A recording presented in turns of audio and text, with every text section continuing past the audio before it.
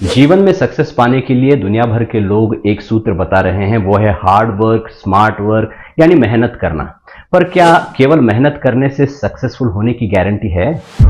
वैदिक सिद्धांत में मेहनत के साथ और दो चीजों पर जोर दिया गया है। अगर मेहनत के साथ ये दो चीजें जुड़ जाएंगी तब सक्सेस निश्चित होगा।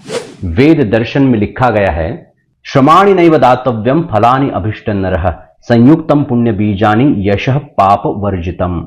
इसमें कहा गया है कि यश के लिए तीन चीजों की आवश्यकता है, जिसमें एक है मेहनत, दूसरा है पुण्य और तीसरा है पाप वर्जन। कोई व्यक्ति जब श्रम मेहनत के साथ साथ पुण्य बीजों को बोता है और अपने आप को पाप से दूर रखकर उस बीज को अंकुरित करता है, वो अंकुरित पुण्य का बीज पेड़ बनकर यश का फल देता है।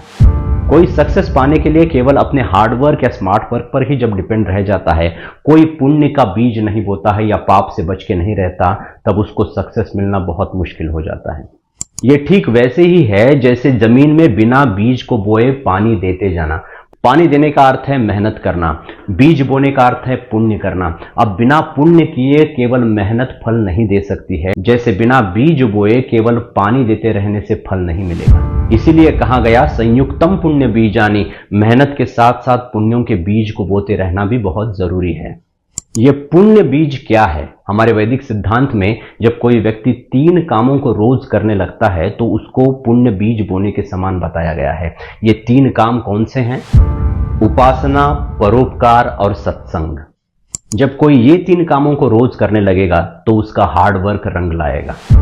तो पहला पुण्य कर्म है उपासना, जो रोज हमें करनी है। उपासना का अर्थ है स्पिरिचुअल प्रैक्टिस। वेद दर्शन में बताया गया है कि व्यक्ति को कम से कम एक मुहूर्त तक रोज आध्यात्मिक साधना यानी स्पिरिचुअल प्रैक्टिस करना है। यह बहुत बड़ा पुण्य है। एक मुहूर्त का अर्थ है 48 मिनट। तो व्यक्ति को यश पाने के लिए, अपने मेहनत को सफल बनाने के लिए रोज 48 मिनट कम से कम भगवत सेवा, पूजन, पाठ, स्तोत्र पठन, जाप इत्यादि आध्यात्मिक कर्मों को करना बड़ा आवश्यक है। दुनिया भर में जो लोग बड़े बड़े अचीवमेंट, सक्सेस को पाते हैं, निश्चित जान लीजिए कि उनके पीछे एक स्पिरिचुअल पोटेंसी काम करती रहती है। ये उपासना का सूत्र कोई अंधश्रद्धा या होलुलुया वाला पैतरा नहीं है, बल्कि ये एक वेद विज्ञान है।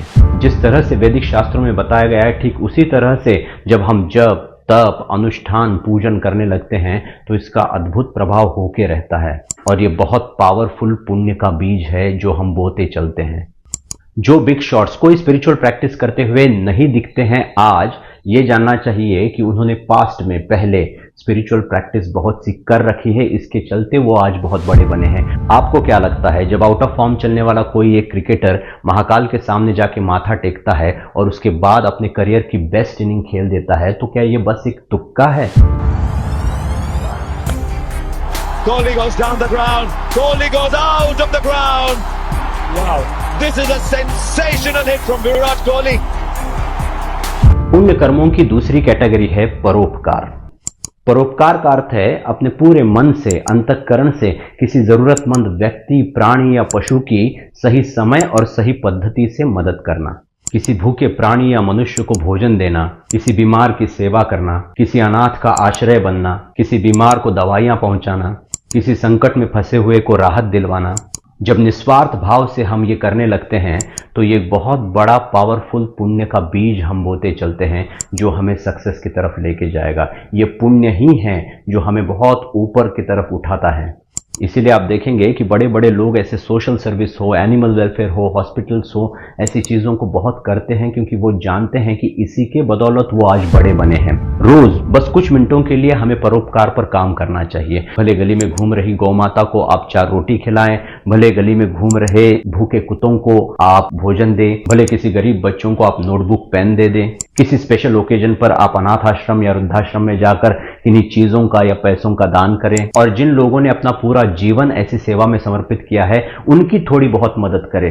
बड़े फॉर्चुनेट हैं वो लोग जिनको इस वैदिक सिद्धांत पर भरोसा है और वो रोज परोपकार के लिए चल पड़ते हैं। यही प्रकृति का सिद्धांत है। जिन्होंने दोनों हाथों से अपने भर भर के लोगों को जो दिया है, तो प्रकृति भी भर भर कर इनको वापस देती है।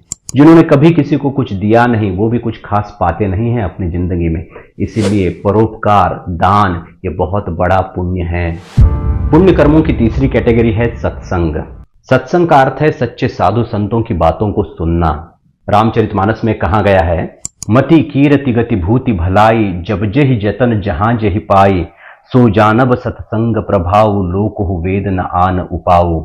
जहां पर भी जिन जिन लोगों ने जो जो यश पाया है उसके पीछे निश्चित सत्संग का प्रभाव है, क्योंकि बिना सत्संग के वेद सिद्धांत कहता है हो नहीं सकता कि व्यक्ति यशस्वी बने।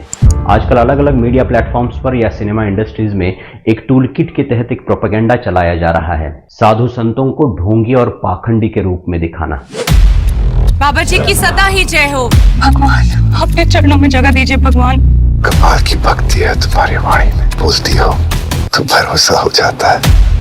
हालांकि कुछ पाखंडी लोग संत वेश डालकर पाखंड कर सकते हैं, लेकिन इसका अर्थ यह नहीं है कि सच्चे साधु संत नहीं हैं। आज भी हजारों की संख्या में सच्चे पवित्र साधु संत हैं।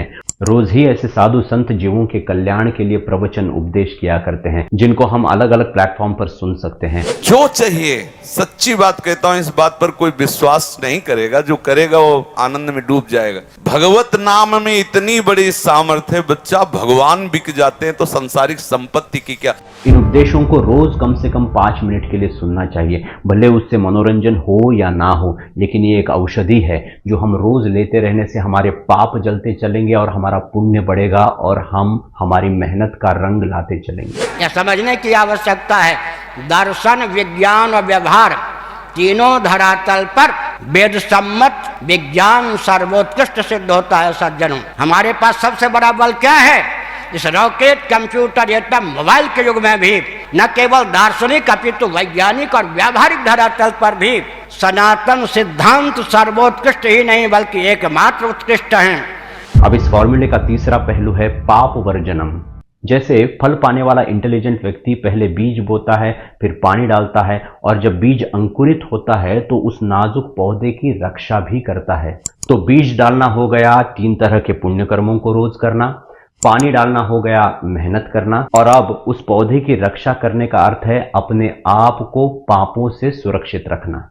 सोच समझकर जानबूझकर किया गया पाप ये भयंकर शक्तिशाली होता है, जो हमारे पुण्यों को और हमारी मेहनत पर पानी फेर देता है। इसीलिए सक्सेस पाने वाले को बहुत जागरूक रहना चाहिए और देखना चाहिए कि मेरे हाथ से कोई कभी पाप ना हो बैठे। पराई स्त्रियों के प्रति गलत दृष्टि या गलत संबंध रखना, ये इलिसिट रिलेशंस को डेवलप करना, पशु प्राणियों की हत्या का कारण बनना, नशीली चीजों में डूब जाना, गाली गलोच और गंदे शब्दों को मुंह से निकालना, किसी को फंसा के या लूट के पैसे को कमाना, कमाए हुए पैसे को घिनौनी जगह लगाना, अय्याशी के नाम पर हर सीमा को लांघ जाना, ये सारे पाप कर्म हैं। अगर सही में सक्सेसफुल बनना चाहते हो, जल्दी सक्सेस पाना चाहते हो, तो एक तरफ पुण्य को करते चलो और दूसरी तरफ पाप से बचते चलो, तभी आपकी की हुई मेहनत रंग लाएगी। इतिहास में जिन जिन लोगों ने यश पाया है उन्होंने इसी सूत्र को अपनाया है, और आगे भी जो यश पाएंगे वो इसी सूत्र को अपनाकर यश पाएंगे। सक्सेस के लिए और कोई शॉर्टकट नहीं है। परिश्रम, पुण्य और पाप वर्जन, ये सभी का भविष्य उज्जवल कर देगा।